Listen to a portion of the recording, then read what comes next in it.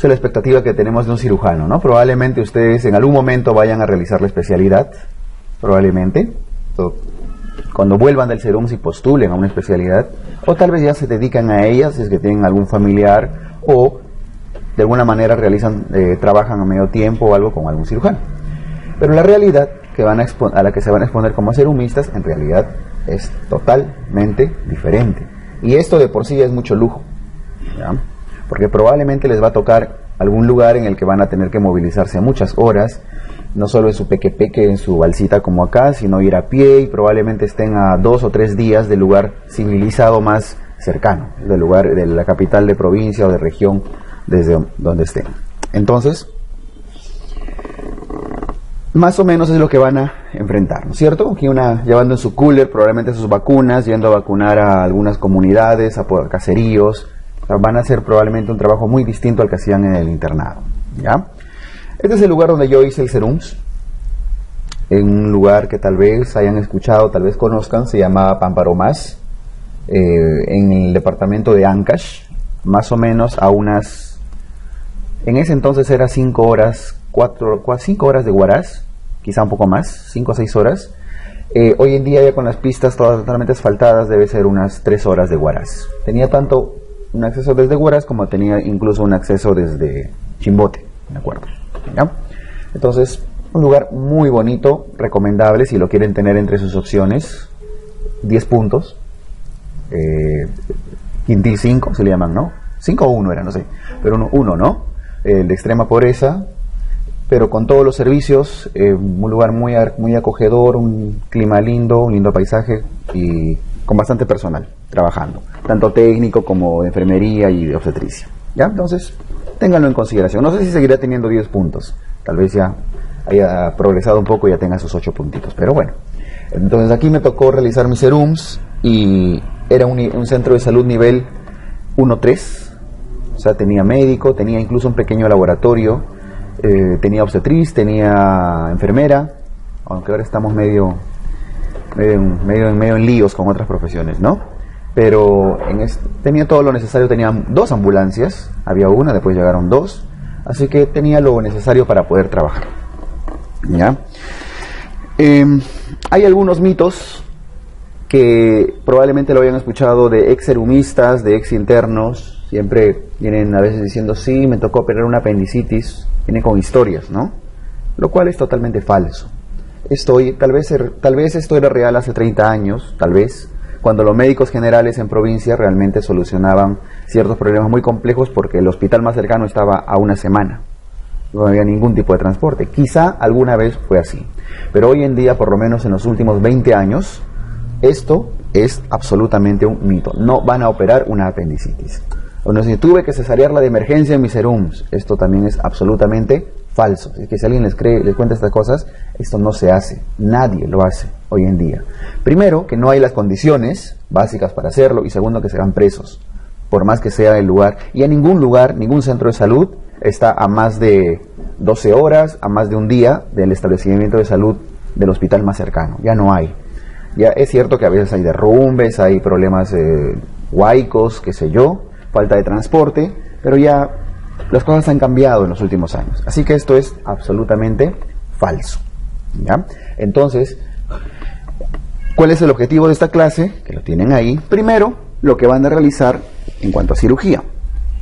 Realizar un buen manejo de sus heridas, de sus traumatismos, sus quemaduras, que es lo que probablemente más van a atender como emergencias. Esto es lo mínimo que van a tener que realizar, y la mayor parte de emergencias quirúrgicas lo tienen que hacer bien. Tratar bien sus heridas, tratar bien sus traumatismos y tratar bien sus quemaduras. Los traumatismos, hoy vamos a hablar de los traumatismos básicamente de abdomen y tórax.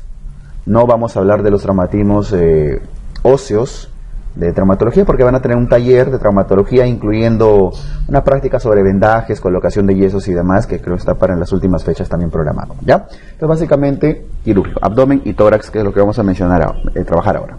Identificar y diagnosticar las patologías quirúrgicas más frecuentes. Hasta ahí van a llegar, hasta diagnosticarlo y diagnosticarlo bien, porque no van a correrse diagnosticar mal una probable apendicitis y en mover toda la logística de un pueblo para brindarles la gasolina a su ambulancia, para trasladarlo al pueblo más cercano, cuando probablemente no tiene absolutamente nada. Entonces, por lo menos, tiene que ser bien diagnosticado. Y realizar un adecuado manejo prehospitalario. No van a operar. Tienen que hacer el manejo inicial que haga que su paciente, el poblador, su comunero, lo que fuere, o quien fuere, la persona, tenga un buen pronóstico con su patología, ya que ustedes le han hecho el manejo más importante, que es el inicial, ¿ya? Y realizar una adecuada referencia. Las patologías complejas prácticamente todo lo van a referir y tienen que referirlo oportunamente y de la forma correcta, ¿ya?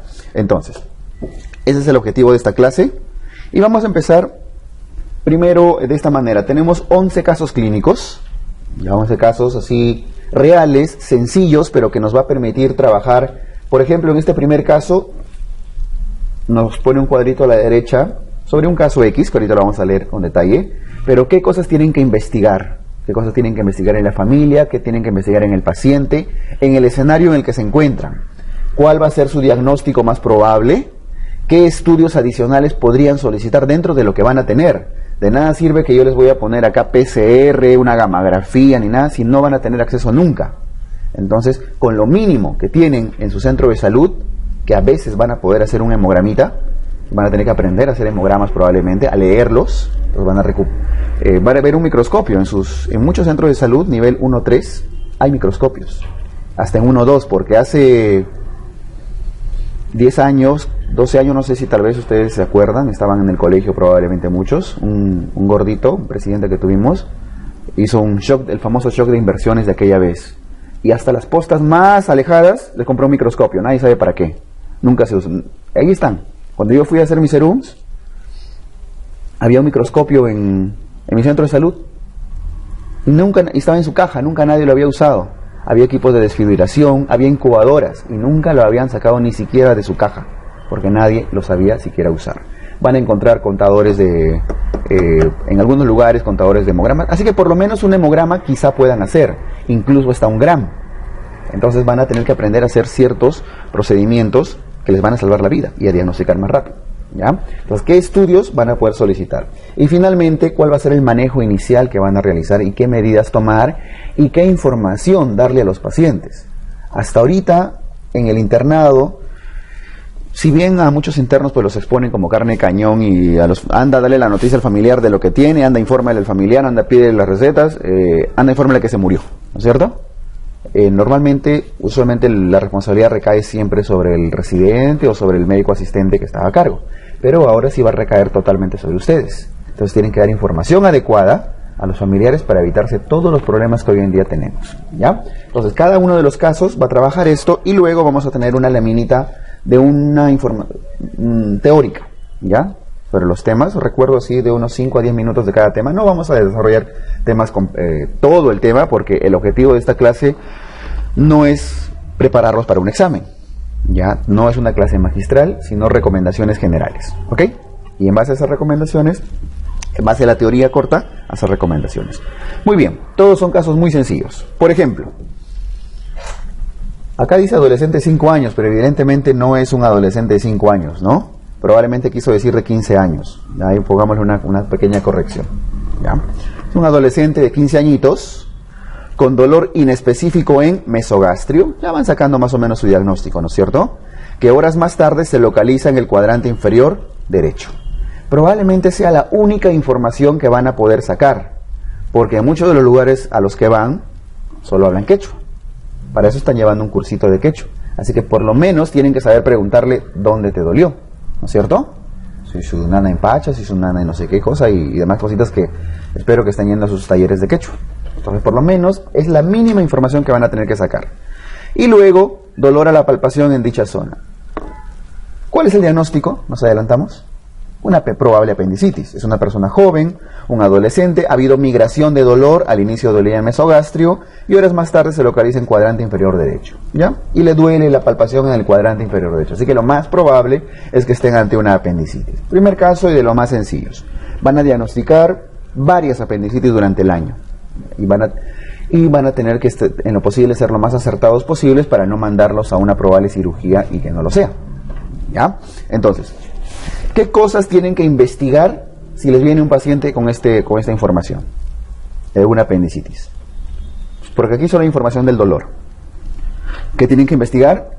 En primer lugar, si hubo náuseas, ¿cierto? Si hubo náuseas.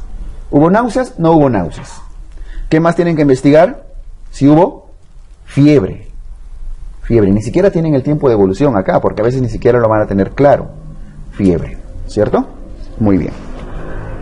El diagnóstico más probable, tienen que descartar una apendicitis aguda. Es un abdomen agudo inflamatorio con más probabilidad que sea una apendicitis aguda. ¿Ok? Muy bien. Vamos a repasar un poquito el tema para ver cuáles son los manejos correctos que tienen que hacer. ¿Ya?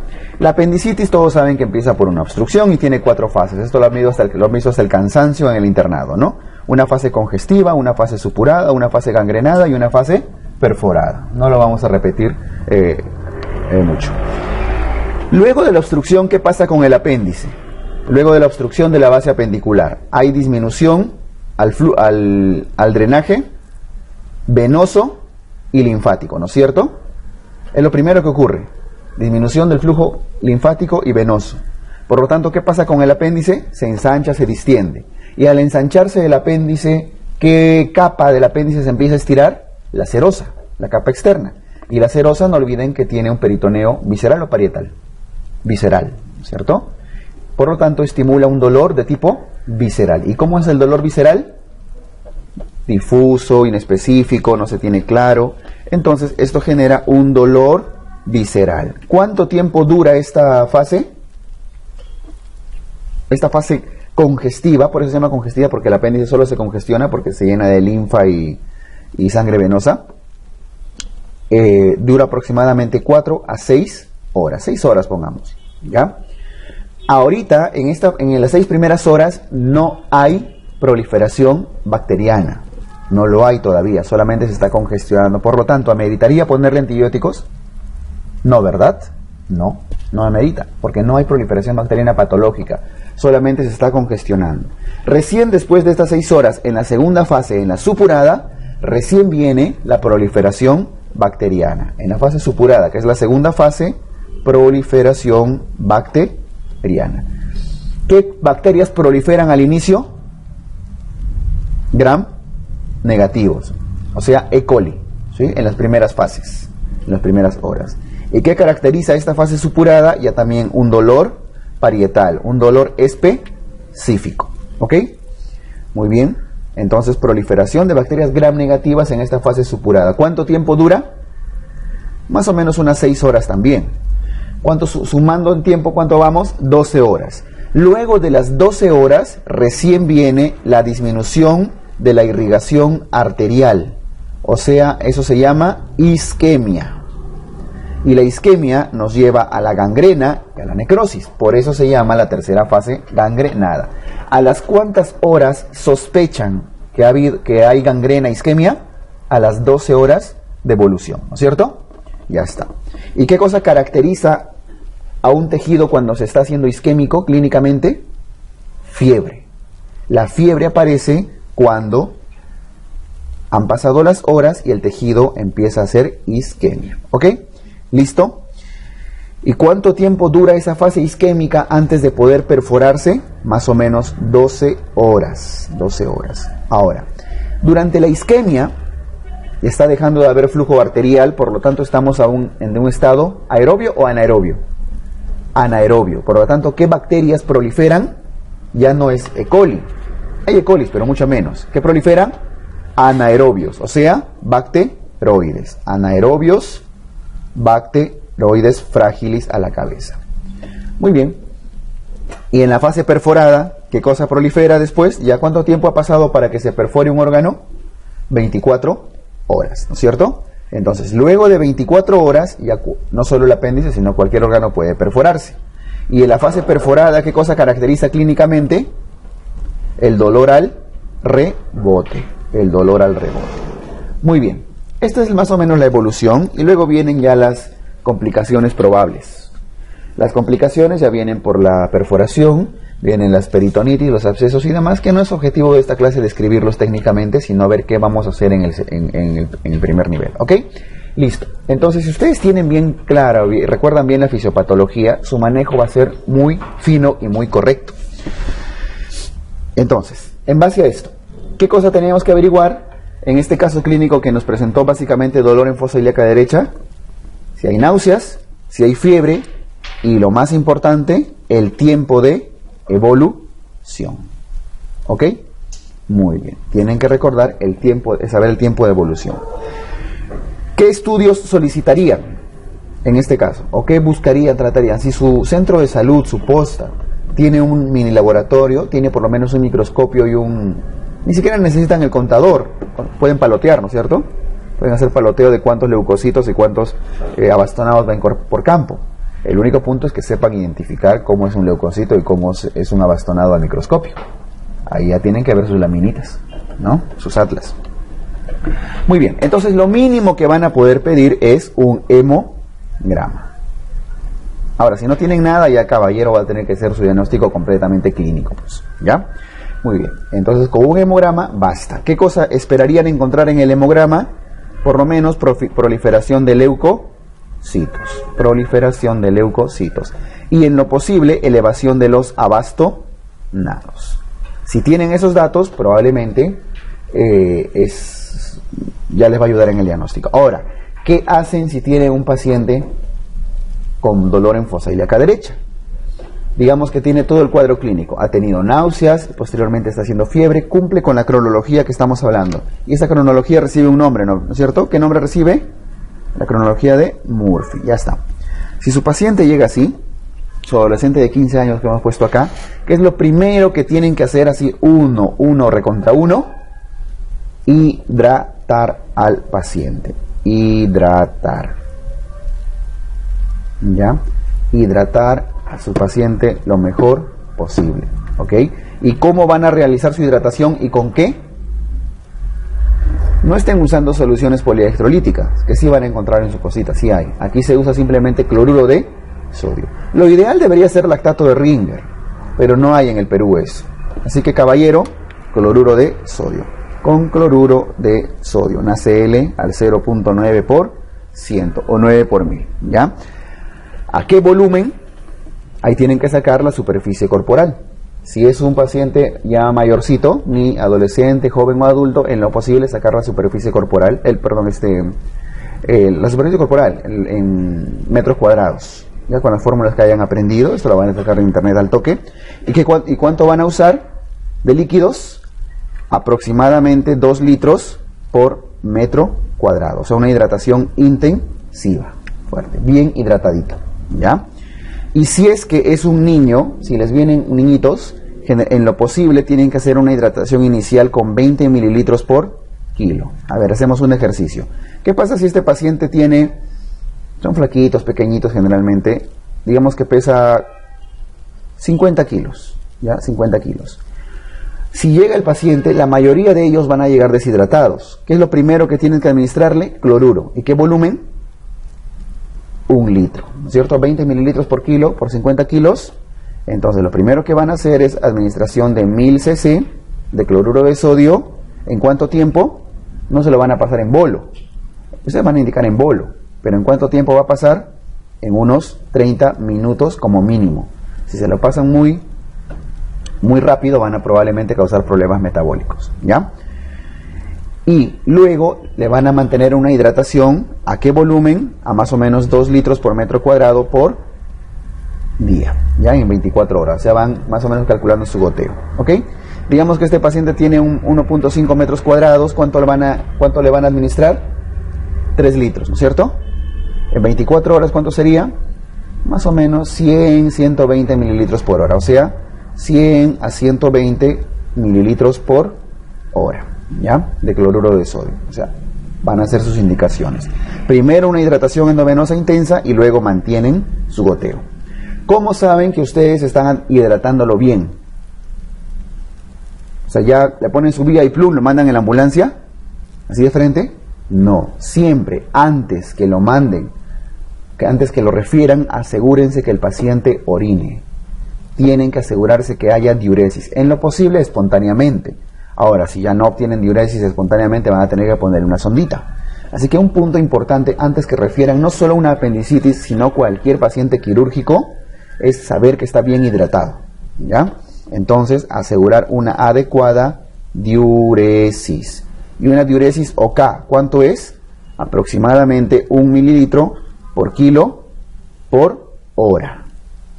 ¿Ya? Listo. Entonces, lo hidratan. Si luego de la hidratación el paciente no orina, tienen que seguir hidratando intensivamente, pasarle probablemente otro bolito, hasta que tenga una buena diuresis. Si ustedes se aseguran que tengan una buena diuresis, listo, su función renal está OK y la referencia de su paciente, por más que sea 10, 12 horas a un hospital que está lejos, va a ser en buen estado. Ustedes van a tener un buen pronóstico de su paciente, ¿ya? Y les va a dar gusto que después regresen una semana después operadito y tranquilo, ¿ok? Listo. En segundo lugar, ¿qué cosa tienen que administrar? ¿Le dan o no le dan analgésicos? Esa es la eterna disyuntiva que en el internado le decían, que les paraban llamando la atención los cirujanos probablemente, ¿no? ¿Ya para qué les han indicado analgésicos si no está diagnosticado? Y a veces a los familiares les hacían sentir mal, ¿no es cierto?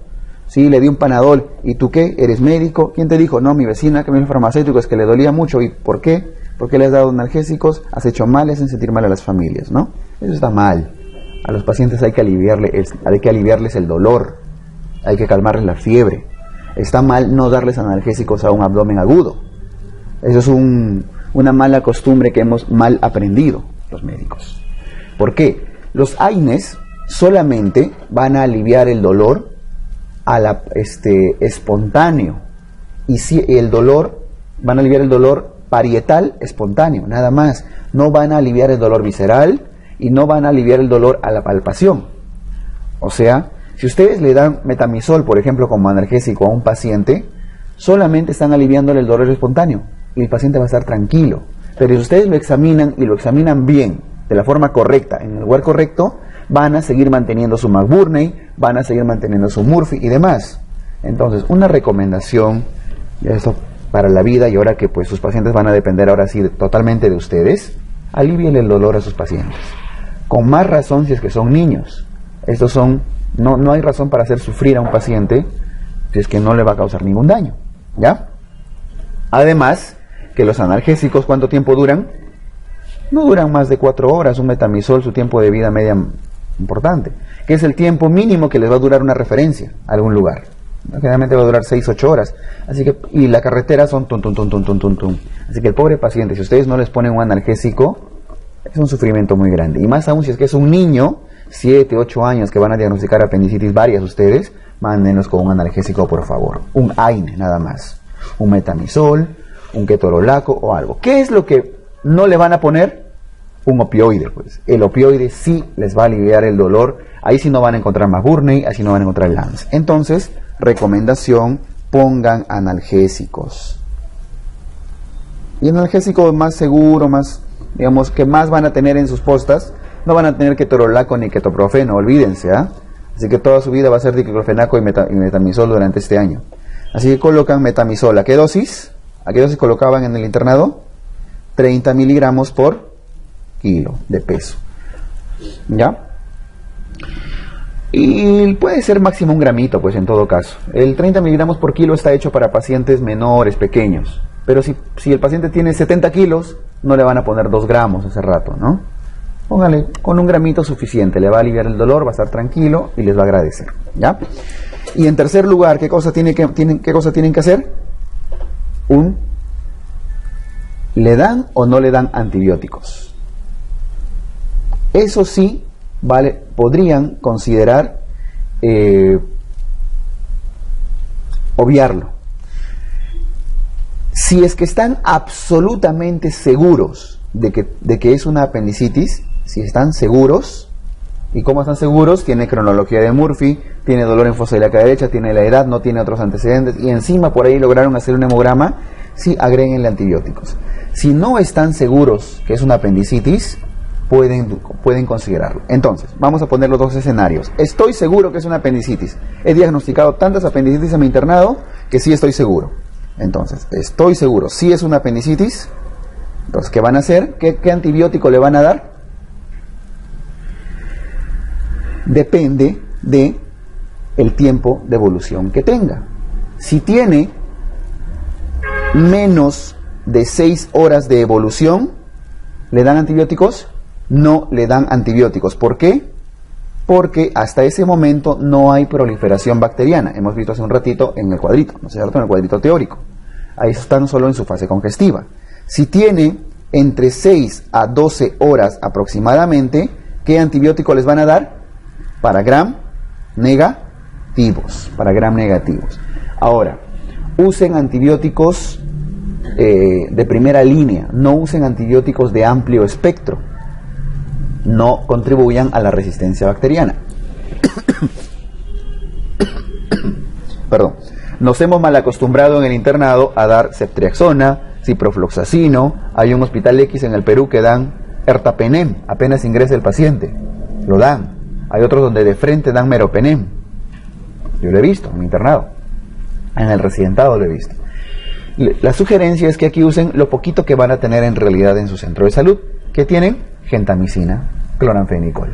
¿Ya? Entonces, el antibiótico que les sugerimos, que es lo que van a encontrar en su centro de salud, ojo que esta no es una clase para trabajar en el Rebagliati, esta es para trabajar en su posta 1.1, 1.2 o 1.3 como máximo. Entonces, usen gentamicina. ¿Ya? Listo. Pero la gentamicina o la amicacina, al ser aminoglucósidos, para administrarlo, ¿qué cosa tienen que asegurarse? Que haya una buena función renal. Por lo tanto, ¿qué tienen que asegurarse? Por eso es lo primerito que tenían que determinar, que haya una buena diuresis. Si su paciente no orina, aún con los bolos, porque muchas veces le va a venir tan deshidratado, no le den gentamicina ni amicacina. Recién en ese caso pueden optar probablemente por una ceftriaxona o ciprofloxacino, que no lo van a tener. Es poco probable que tengan cipro en su posta, ¿ya? Van a tener a lo mucho ceftriaxona, cefasolina quizá, ¿ya? Entonces, usen aminoglucósidos, pero asegúrense de la función renal. Y si tienen más de 12 horas de evolución, ¿qué antibióticos van a usar? ¿Qué antibióticos? Para ambos, tanto para gram negativos como para anaerobios. Entonces, ahí la sugerencia es que usen gentamicina con... Si tienen metronidazol, usen metronidazol. Ahí está. Pero probablemente no lo van a tener. Si tienen clindamicina, usen clindamicina. Pero también probablemente no lo van a tener. Pero lo que no falta en ningún centro de salud en todo el Perú es cloranfenicol. El cloranfenicol. Más allá de que hayan aprendido que trae muchos efectos adversos, anemia plástica, granulocitosis y todo lo demás, es un muy buen antibiótico y va a estar disponible en su centro de salud. Entonces, refieren a sus pacientes hidratados, con alivio del dolor, con AINES, no opioides, y con antibióticos según el tiempo de evolución. ¿Ok? Listo. Nada más. ¿Ok? Y con eso ya llegará a su centro de salud y con eso lo operarán. ¿Ya estamos? Listo, nada más. Es la forma como tienen que referir correctamente. ¿Qué es lo que por favor les pido que nunca olviden? Y estamos mal acostumbrados a no ver, de que tenga una buena diuresis, que su paciente esté bien hidratado. Ok, eso por favor. Si ustedes no lo hidratan bien, el pronóstico de su paciente va a ser malo, muy, muy malo. Ok, listo. Ahora, recomendación. No les digan a los familiares que es una apendicitis. O sea, acostúmbrense ya a actuar con responsabilidad, que es muy probable que sea una apendicitis. El diagnóstico de apendicitis es con imagen, es quirúrgico. O sea, finalmente patológico, ver que el apéndice está inflamado. En todo caso que sea con imágenes o con una tomografía. Miran que tiene un abdomen agudo inflamatorio, es decir, tiene una probable apendicitis en el organismo, ¿ya? Entonces, porque probablemente no encuentren una apendicitis. Y si cuando los operen no era una apendicitis, probablemente simplemente era una adenitis mesentérica, o un quistecito por ahí, o simplemente era pues el síndrome de medio mes de las chicas, ¿cierto? El paciente va a volver, no lo operaron, regresa con su familia y olvídense, los pueblitos son chiquitos, nadie va a confiar en ustedes, ¿ya? Entonces, Digas, siempre ya transmitan la realidad. Puede ser como no puede ser. Eso, digan los posibles diagnósticos diferenciales. ¿Ya? Muy bien. Ahora, ¿qué pasa si este paciente, si este mismo adolescente que ha tenido migración del dolor y dolor en el cuadrante inferior derecho, ya vamos a poner otro escenario, les dice: en los días previos, voy a ponerlo de azul como ya una situación alternativa, en los días previos ha tenido un resfrío, días previos resfrío, ¿ya? Y el cuadro no empezó con dolor, sino más bien empezó con fiebre y luego vino el dolor en fosa ilíaca derecha. ¿Sospecharían en una apendicitis? Días previos resfrío y luego empezó con fiebre y ahora luego dolor. Primero, no sospecharía una apendicitis. Primero, que no sigue la secuencia de Murphy, ¿no es cierto? Y segundo, ¿cuál es la patología que en los días previos ha tenido algún proceso viral? La adenitis mesentérica. Entonces, si les llega un pacientito así, entonces estaba resfriado, con tos, o simplemente con diarrea de repente, y ahora estoy con fiebre, primero apareció la fiebre y luego el dolor, en ese caso tienen que pensar en una adenitis mesentérica. Es el principal diagnóstico diferencial de la apendicitis. ¿Ya? Listo. ¿Qué otro escenario? Ahí lo pongo de verdecito abajo. Viene también una adolescente, una joven. En los lugares a los que van hay bastante embarazo adolescente. Bastante. Entonces, les dice, viene una jovencita de 16 años de repente, igualito con migración de dolor de cuadrante inferior derecho, y le dice que hay amenorrea. Tienen que averiguar eso. Tienen que averiguar su fecha de última regla. Ya, en lo posible, tratar de sacar la información como sea. Y hay amenorrea, y encima el dolor tuvo un inicio súbito. Dolor de inicio súbito. ¿Qué tienen que sospechar? Un embarazo ectópico, probablemente roto. Un embarazo ectópico. Entonces, las dos patologías principales que tienen que diagnosticarlas como probable, que tienen que sacar el probable diagnóstico diferencial, es la adenitis mesentérica y el embarazo ectópico. ¿Ok? En esos casos, si es una adenitis mesentérica, van a tenerlo en observación. Ahí sí no lo van a referir. Lo hidratan. No le dan antibióticos, simplemente lo hidratan, y van a ver cómo pasan las horas y le alivia el dolor. No lo refieren. Una adenitis mesentérica, si tienen alta sospecha de una adenitis mesentérica, no refieran, pues. Eso simplemente lo hidratan y esperan a que pase el dolor. Si es un embarazo ectópico, evidentemente ahí sí tienen que hidratarlo. Pues. Ya tienen que, referirlo. Igual probablemente también con analgésicos, con buena hidratación y con algún antibiótico básico. ¿Ya? Listo. Nada más. En cuanto a los abdómenes agudos, vamos avanzando. Otro casito. Un niño de 3 años que hace una semana ha recibido vacuna contra rotavirus. Esto es recontra común. Niño pequeño, hace una semana lo vacunaron contra rotavirus. Desde hace 8 horas se encuentra muy irritable y con vómitos. Estos vómitos al inicio eran alimentarios y luego se han hecho biliosos. A la palpación, abdomen distendido y abdomen doloroso. ¿Ante qué estamos? Ante una obstrucción intestinal, ¿no es cierto? Hay distensión abdominal, hay vómitos, distensión, dolor y vómitos. ¿Ya? Eso es característico de la obstrucción intestinal, ¿sí?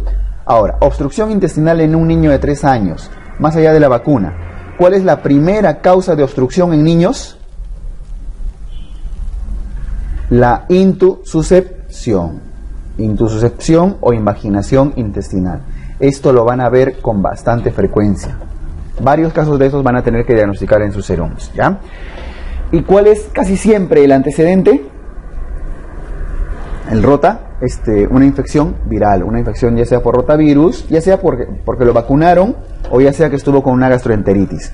Entonces, ante la probable intususcepción, tienen que ver ver dos cosas. ¿El paciente estuvo con diarrea en días previos o ha sido vacunado contra rotavirus? Sí. Entonces, obstrucción intestinal en un niño de esa edad que ha hecho diarrea y ha estado vacunado o lo han vacunado hace poquito, intususcepción. Entonces, diagnóstico que tienen intususcepción intestinal o invaginación. Ya está. ¿Qué cosas tienen que buscar en un paciente que están viendo sospechando intususcepción? Si están sospechando intususcepción, van a buscar las heces clásicas que hacen estos niños. ¿Cuáles son las heces de los niños? Esa de ahí, ¿no? Las heces en jalea de grosella. Heces en jalea de grosella. ¿Y qué es la jalea de grosella? La jalea de grosella es... La jalea es una mermelada, pues, ¿no? Y la grosella, ¿qué es la grosella? Probablemente nunca la hayan visto. Solo así la llaman en Europa. La grosella son como los cranberries, como los arándanos rojitos. Entonces, tienen que ponerle nombres ya más propios, ¿no es cierto? Más peruanos. Pónganle pues una mermelada de camu camu, una cosa así. Pónganle su propio signo. Pero ya.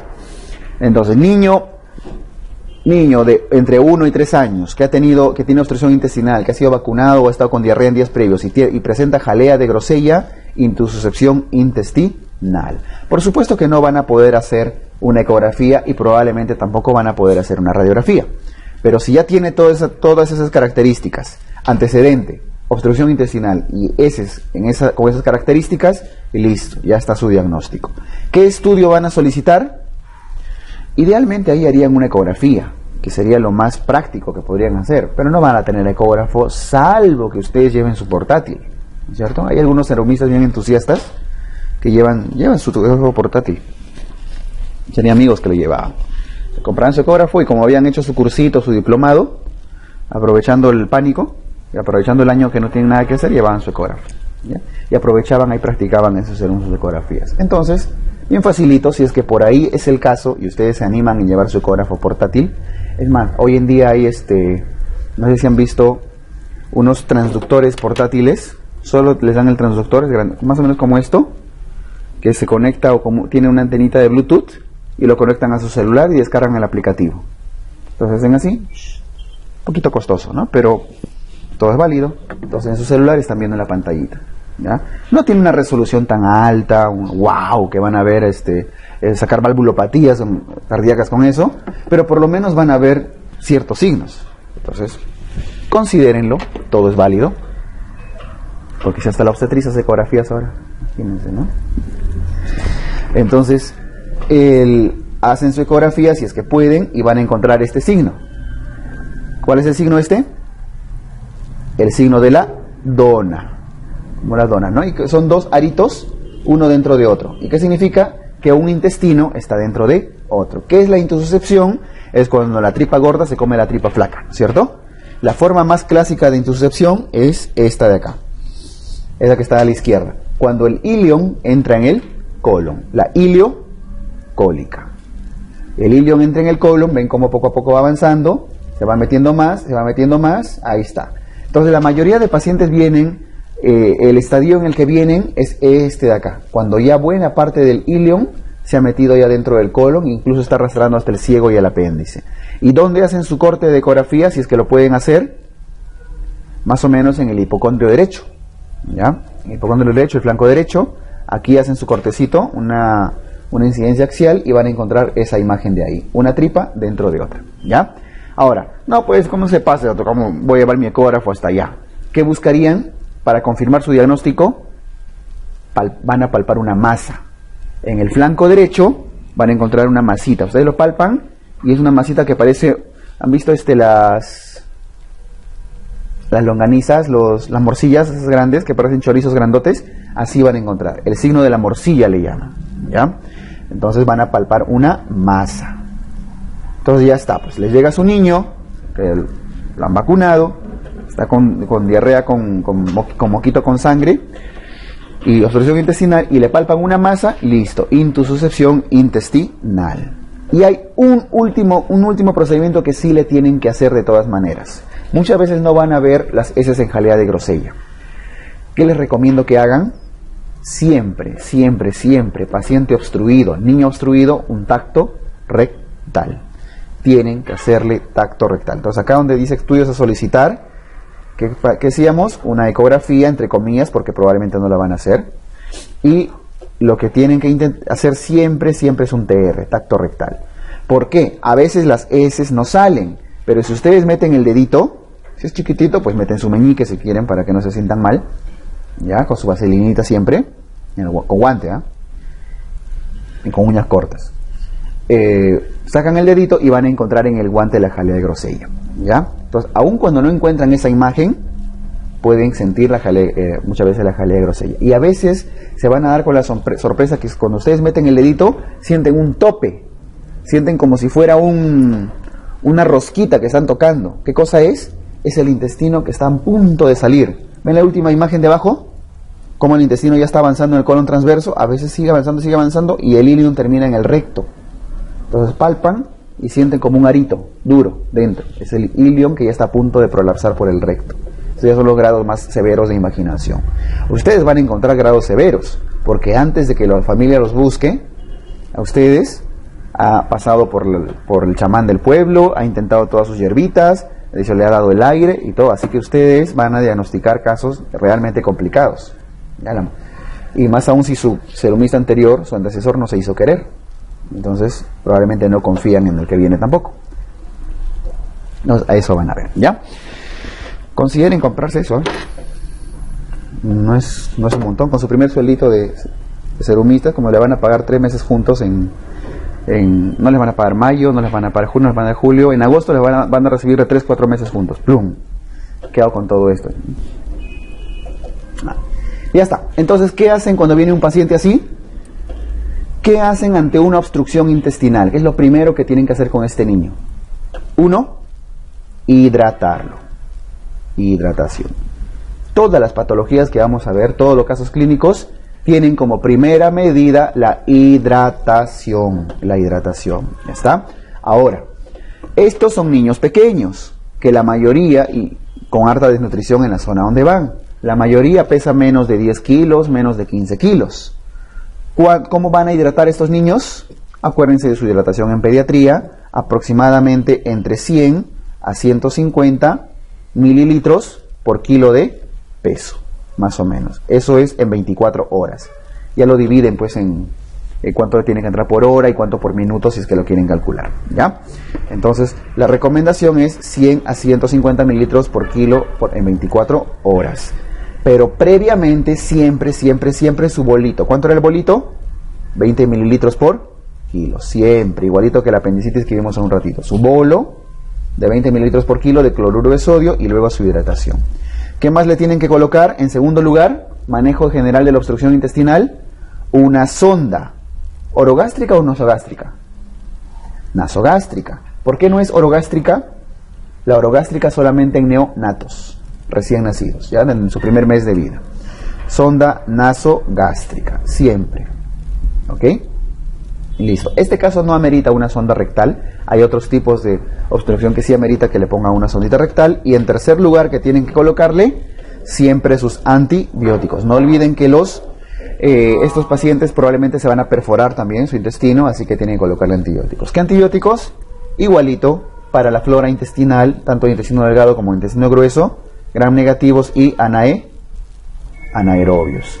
Entonces su gentamicina, que es lo único que van a tener en el lugar, con metronidazol o clindamicina o cloranfenicol, lo que tengan. Es igualito. Tienen que adaptarse a lo que van a encontrar. ¿Ya? Listo, nada más. Si ustedes le ponen bien colocada su sonda nasogástrica, la referencia de este paciente va a ser correcta, porque van a descomprimir el tracto digestivo. Si no le colocan su sonda, el paciente se va a distender y se va a perforar con más rapidez. ¿Ya? Listo. Entonces, diagnostiquen bien sus intususcepciones y refiéranlos adecuadamente. ¿Ok? Muy bien.